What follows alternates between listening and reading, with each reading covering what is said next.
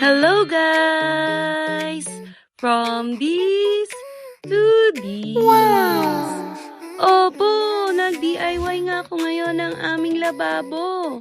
So tignan nyo guys, napakaganda ng kinalabasan. Kaya tara, samahan nyo ako guys kung paano ko ginawa itong magandang DIY na to. Let's go! Hello guys! Ito nga po pala yung mga PVC self-adhesive na napili kong design. And kung magustuhan nyo to, ilalagay ko na lang dyan sa ating comment section. 100 plus nito, meron ka ng 10 pieces. Kaya kung gusto mo to, ilalagay ko na lang dyan sa comment section. So, ito nga yung napili kong design guys. Etong stripe design, ilalagay ko dito sa wall. Tapos, etong sa lababo naman, etong isang design. So, paganyan niya siya.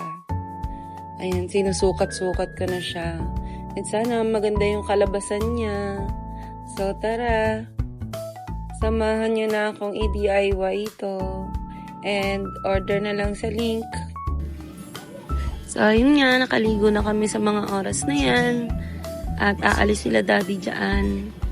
Eh, yung anak ko sobrang kulit guys. Diyos ko Lord. Lang ng ulan. Ewan ko na lang kung kaya ko pang tiisin ang kakulitan ng batang ito. Pagilid lang ng Pero wala ganun talaga. So ngayon naniniwala na talaga ako guys kung ano yung puno. Ayun talaga ang bunga. Aba, lumalaban na. Lumalaban ka na. So ayun nga, lumalaban na. Aba, matindi. Lumalaban na to sa nanay. So sa mga oras na to guys, tinutopak na naman ang aming prinsesa. Pero wala ganyan talaga Nag-iinerte pa. Sabi hindi na daw siya la. Kala mo talaga. Ina. Ayun nga guys, ilang araw na rin siya diyang may sipon. And sana gumaling na siya. Umiinom naman po siya ng gamot. Kailangan lang talaga niyang ilabas yung mga yan para gumaling na talaga siya ng tuluyan.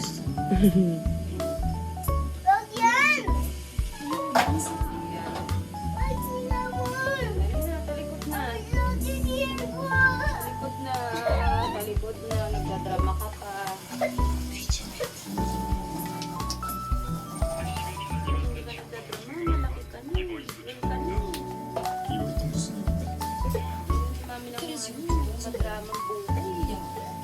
So, ayun nga. Tamang usap kami dyan, tamang sermon. Ganun talaga. Pag mga gantong edad talaga ng mga bata, medyo may pagkamadrama talaga ang buhay. Pero normal naman talaga yun sa kanila. Alagahan, hindi ka Tsaka ito yung mga oras na may nangihingi pa sila ng atensyon mo. Pero pag lumaki na yan, baka deadmine ka na lang yan. Kaya habang bata pa sila, sulitin natin yung mga moment na ganito. Kasi ito yung hindi natin makakalimutang mga moment. Lalo na kapag may isip na sila guys. ha?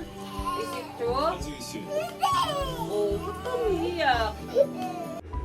Diyos ko day, punong-puno talaga ng kaartihan itong anak ko na to.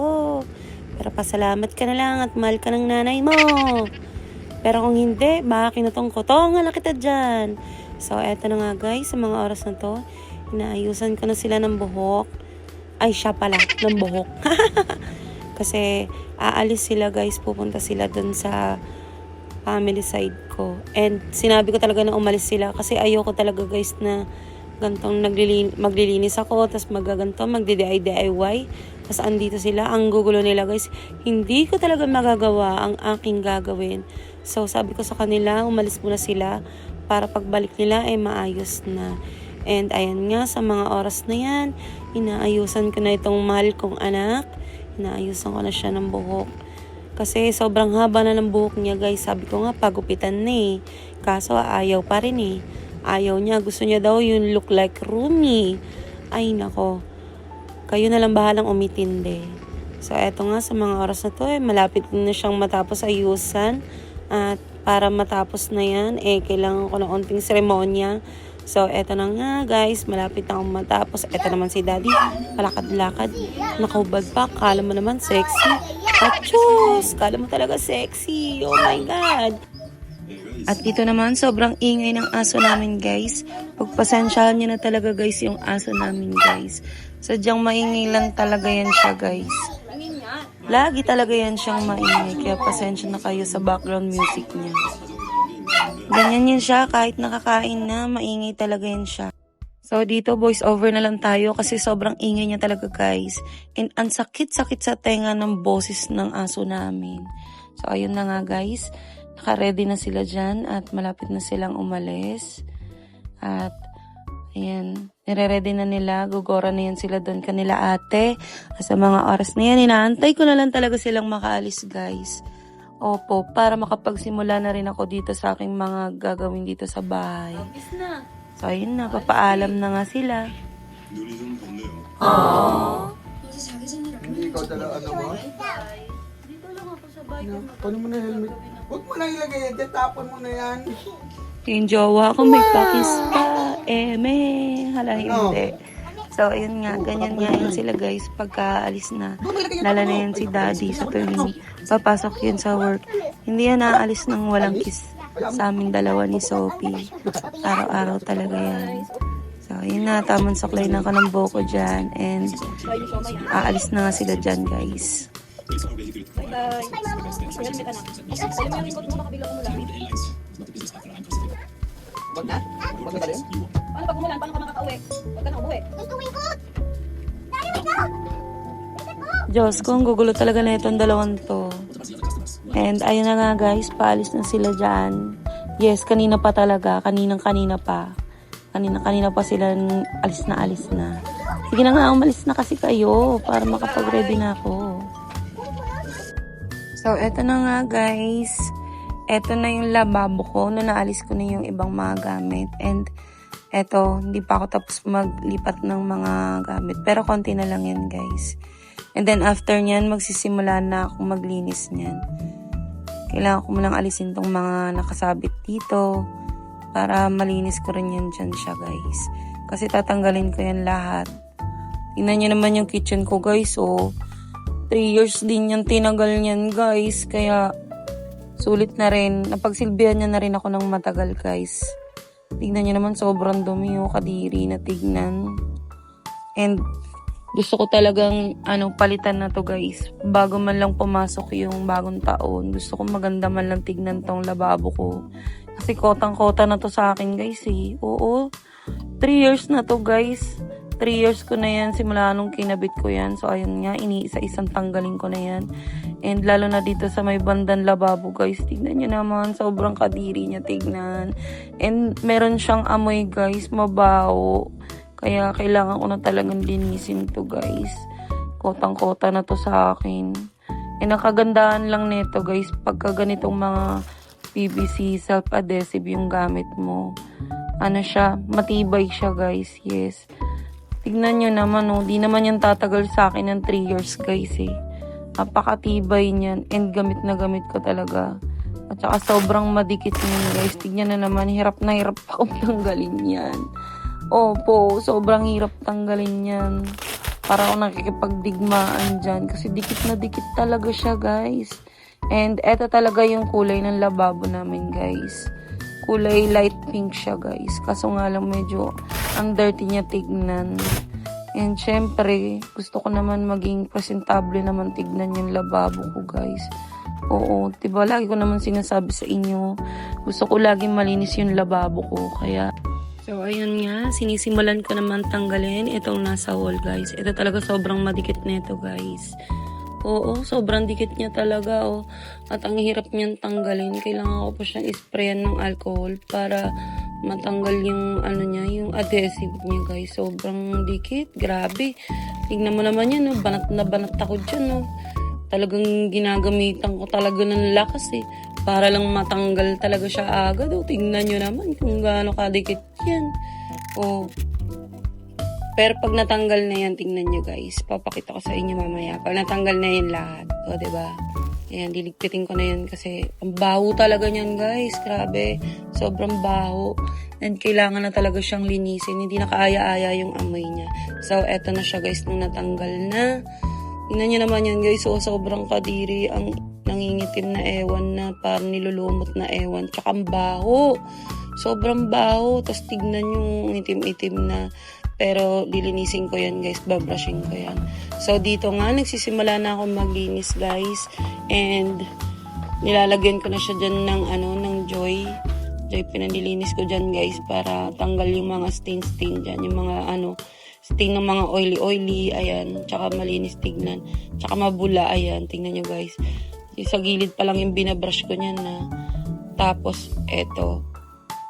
Yung naman sa paligid naman, lalagyan ko na siya ng sabon. Kasi babrushing ko rin yan siya guys. Tingnan nyo, mamaya yung gagawin ko dyan na. Ayan yung sipag-sipagan talaga yung babae na yan. Para lang sa igagaganda ng kusina niyan, di ba? Ganyan naman talaga tayo mga nanay eh. Si linis dito, linis doon. O ayan, paganda dito, paganda doon. Pero grabe talaga yung pagod ko dyan guys. Ilang oras ko yung ginawa. Tingnan nyo naman, nilinis ko yan. Pero brush ko talaga yan guys para mawala talaga yung mga dumi niya guys. Tsaka para maganda naman na siyang tignan. Bago ko ikabit yung self-adhesive na PVC na binili ko. And sana nga maganda yung kalabasan niya guys. Tsaka eto, hindi lang ganito yan guys. Kailangan palinisin, tapos papatuyuin mo pa yan siya guys. Yes, kailangan tuyo-tuyo siya guys bago nyo ikabit. So dito nga sa mga oras na to, tapos ko na siyang, binabanlawan ko na siya guys. Binabanlawan ko na na-wash out ko na yung mga, sabon na nilagay ko. And, ayan nga. O, diba? Sipag-sipagan talaga yan siya guys. Maghapon yun siya. Di ko nga akalain na na natapos ako ng parang walang nangyari. So, eto na nga. Eto nga yung sinasabi ko sa inyo kanina guys. Hindi nyo lang basta-basta ikakabit yun. Kailangan tuyong-tuyo talaga guys. Para dikit na dikit to yung yung self-adhesive na ilalagay nyo. Kaya kung kayo guys magdi-DIY kayo ng ganito, kailangan nyo talaga guys na patuyuin. Tsaka kailangan linisan nyo talaga guys. Para dikit na dikit at tumagal sila ng ilang taon. So dito nga, inaalis ko na yung mga tubig-tubig dyan guys. Para mabilis matuyo. So ayun nga, buti na lang meron na akong blower. So dito nga guys, ito yung mga PVC na na ilalagay ko sa wall. So nasukat ko na yan kanina and kailangan ko na lang yung isa-isahing gupitin para kapag kinabit ko na mamaya, kabit na lang ako ng kabit. Hindi na ako mahihirapan guys. So ayan, 10 pieces yan guys. Nabili ko lang yan sa Shopee ng 100 plus. Meron na akong 10 pieces na ganyan. Kaya kung gusto nyo rin mag-DIY na katulad ng ginagawa ko guys, ayan, check out nyo lang dyan guys sa ating comment section. Check nyo na lang guys kung ano yung mga available nila na kulay, design, kung ano man yung magustuhan nyo, pili na lang kayo dyan guys. And then mabilis din yung ship nila guys. 2 days lang. Pagka-check out mo kinabukasan, pag na-ship na, ayun, the other day, andyan na siya. Ganun na siya kabilis guys. And sorry guys kung medyo mabibitin kayo dito sa aking video ngayon. Kasi sobrang haba talaga ng video na to guys. Hindi ko alam pa talaga kung paano ko pagkakasyahin. Kaya sana panoorin nyo to guys hanggang sa dulo. And like, follow, and share nyo na rin ako guys. And sana abangan nyo pa rin yung part 2 nito guys. And dun sa part 2 makikita nyo na kung paano ko siya nabuo. Ayun lang.